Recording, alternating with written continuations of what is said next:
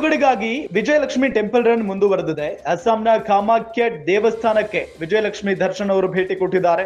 ಕಾಮಾಖ್ಯ ದೇವಿ ದರ್ಶನ ಮಾಡಿ ವಿಜಯಲಕ್ಷ್ಮಿ ವಿಶೇಷ ಪೂಜೆಯನ್ನ ಸಲ್ಲಿಸಿದ್ದಾರೆ.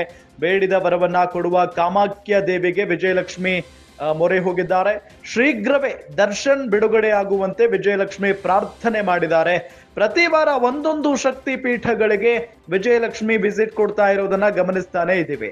ದರ್ಶನ್ ಅರೆಸ್ಟ್ ಆದಾಗಿನಿಂದಲೂ ಕೂಡ ಶಕ್ತಿ ದೇವತೆ ಪೀಠಗಳಿಗೆ ಭೇಟಿ ನೀಡ್ತಾ ಇದ್ದಾರೆ. ಮೈಸೂರಿನ ಚಾಮುಂಡೇಶ್ವರಿ ಬೆಟ್ಟ, ಕಟೀಲು ದುರ್ಗಾ ಪರಮೇಶ್ವರಿ, ಕೊಲ್ಲೂರು ಮೂಕಾಂಬಿಕೆ, ಬೆಂಗಳೂರಿನ ರಾಜರಾಜೇಶ್ವರಿ ದೇಗುಲಕ್ಕೆ ಭೇಟಿಯನ್ನ ನೀಡಿರುವುದು.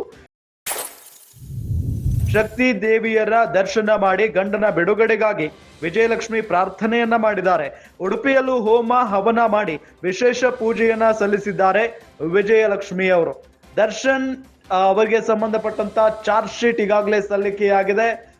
ಇದಾದ ನಂತರ ಇನ್ನೇನೋ ಟ್ರಯಲ್ ಕೂಡ ನಡೆಯುತ್ತೆ.